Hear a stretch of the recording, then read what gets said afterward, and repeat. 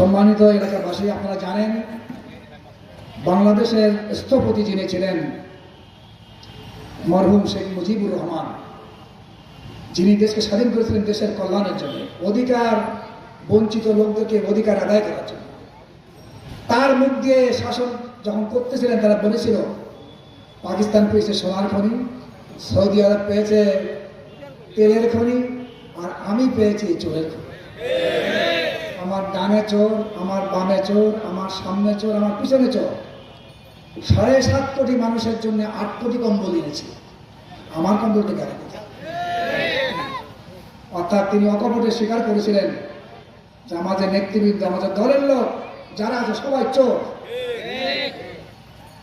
এরপরে দেখা যায় শেষ সরকার এসে 16 বছর দেশ শাসন করলো, জোর করে আমাদের ভোট দেওয়ার অধিকার দেয়নি, আমাদের বাড়িতে শান্তিতে বসবাস করতে দেয়নি, দলীয় লোকদেরকে ছাড়া আর সকলকে প্রায় মামলাগ্রস্ত করার জন্য চেষ্টা করে। একটু তৎপর ছিল, তাদেরকে মামলা দিয়ে জেলে হাজতে পড়ার ব্যবস্থা করেছিল, চাকরি নষ্ট করার চেষ্টা করেছে, ব্যবসা বাণিজ্য নষ্ট করেছে, বাড়িঘর ভেঙেছে, আমাদের নেতৃবৃন্দকে ফাঁসি দিয়েছে।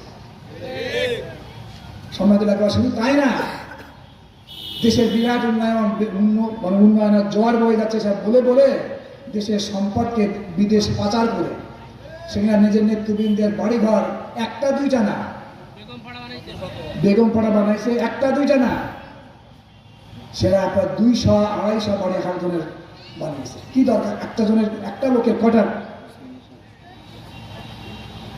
এই জন্য এরপরে আমরা দেখতে পাই তারপরে যে সরকারগুলো আসছিল ভিতর মধ্যবর্তী সময় 5 বার অন্তত এদেশের দুর্নীতিতে চ্যাম্পিয়ন হয় এই বাংলাদেশ নেতৃবৃন্দ। অর্থাৎ সৎ নেতৃত্বের চেষ্টা আমরা চিন্তা ভাবনা করিনি। আর সৎ নেতৃত্ব ছাড়া কখনো সমাজ পরিচ্ছন্ন এবং ভালো হয় না।